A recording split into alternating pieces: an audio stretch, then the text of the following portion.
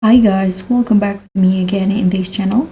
So in today's video, I'm going to show you how you can fix CapCut green screen error.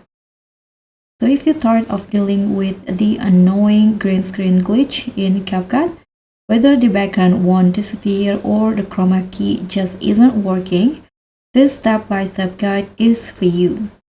And in this video, I'll walk you through exactly how to fix the CapCut green screen error in the simplest way possible. So in here, what you need to do on your projects, you can just head to the menu up here, click on it and tap on settings. Then click on the performance tab, and what you need to do is just uncheck these 2 points, the speed up hardware encoding and decoding.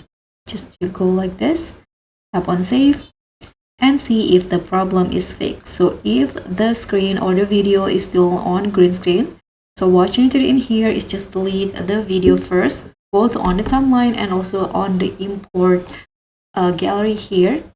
And after that, you can just re-import the video again. So go to media, import, and then select your video again and upload it into CapCut PC one more time. And after that, your video will be fixed and there is no green screen glitch again.